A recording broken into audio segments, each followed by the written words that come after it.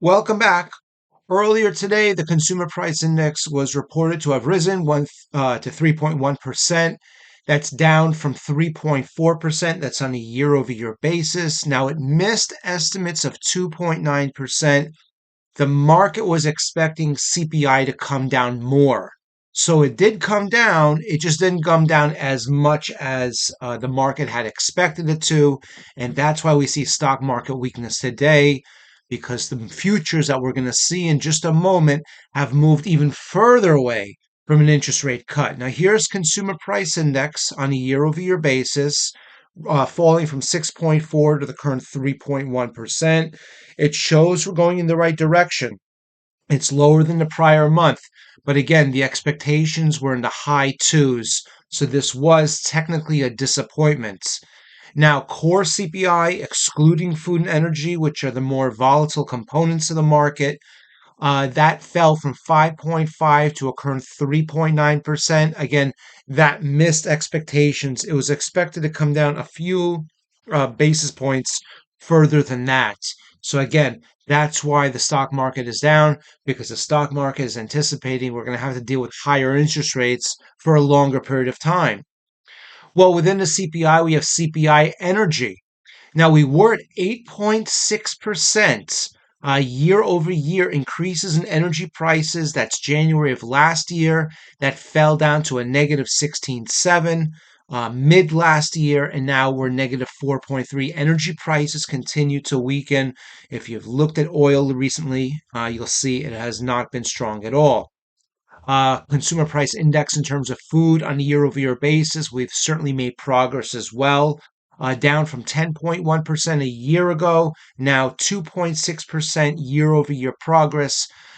Certainly, it's really, I don't think it's anything to be concerned about. We are approaching that 2% Fed target on the core and the standard rate. It's just not getting there fast enough. Now, the question is, when will the Federal Reserve start cutting rates? Let's look back in history to see when was the trigger that actually caused the Federal Reserve to cut rates for the first time. We look at the year 2000, specifically July, August, September of 2000. Where was the CPI at that point? 3.4, 3.5%. It was at that point that the Federal Reserve began to cut interest rates. Now, that we're going to see is actually on the very high end of the range. Remember, interest rates go up to slow the economy. Interest rates come down to stimulate the economy. Well, at that point, the Federal Reserve thought 3.5% was low enough. We look to 2007, and the Fed started to cut rates when the CPI fell down to 2.3%, 1.9, and in September of '07 was 2.8. And you can see just shortly after that, as soon as they started cutting rates, that really did stimulate the market, and we saw a real resurgence. They say consumer price index, they say inflation is sticky. I think this is a really good example of that. Now, but prior to the COVID crisis, we actually had high interest rates, and the Federal Reserve started to cut rates. They did so when the CPI fell down to 1.7, 1.8%, June, July of 2019. So again, in the year 2000, we were in the 3.5% area, but other than that, we were at sub 2% or barely at 2% when the Fed really started to cut interest rates. Where are we now? Well, we've had 5.5% federal funds rate for quite a while now, and we are on the CPI 3.1%. So we're a little bit below where we were in the year 2000 when the Federal Reserve started to cut rates, but we're still about a percentage point above, maybe even a little bit more than a percentage point above where we were in 2007 and 2019. The Federal Reserve has a 2% target. They said they'll start to cut rates when we're at that level sustainably. Well, certainly we're not there yet. And it makes sense that they would not cut rates given their target and where we are now.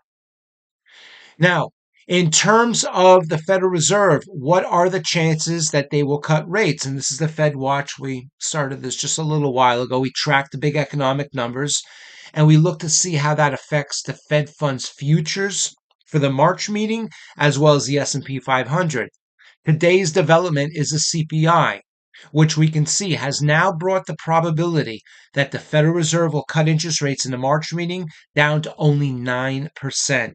Most likely, they're not cutting rates in March. The S&P 500, we were just at 5,000 the other day.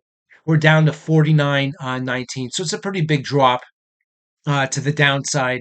And that is certainly a direct result that the market is now having to deal with the fact that where it might have higher interest rates for a longer period of time, due in part to the sticky inflation that we're seeing right now. It just does not want to get below 2%. 3.1 to 2% is not a big difference, but we were expecting a bigger drop today, and that was a disappointment. And that's why we colored the CPI red, by the way, because it was a disappointment, at least from the market's perspective. Now, speaking of interest rates, one of the unintended consequences, one of the unfortunate consequences of high interest rates is something we call the lock-in effect. The lock-in effect occurs when, a lot of people buy homes when we have very low interest rates. Then we have a very fast acceleration of interest rates. And those homeowners maybe they want to sell, but they don't want to because they may have a 2% mortgage and they don't want to roll that 2% mortgage into a new house with a new 7% mortgage. So they're locked into their own homes, to their old homes, I should say. And as a result, we have very low inventory. Well, this is where the inventory looks like right now. This is a monthly supply of new houses, and this figure is expressed in months. So currently, we're at 8.2, meaning it would take 8.2 months to sell all the homes in inventory right now, new home sales, given the current pace. Relatively speaking, that's kind of low. And that shows us low inventory very simply because there's a lot of potential sellers out there.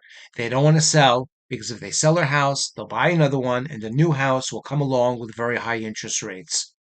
So the question is, when will the lock-in effect be broken? When will interest rates come down enough to invite these sellers back to the market? Well, we covered all this in a pretty detailed analysis in our Substack newsletter. It's substack.com, by the way, free to join. And we take a look historically back in the 1990s and also in the year 2000 when the lock-in effect ended.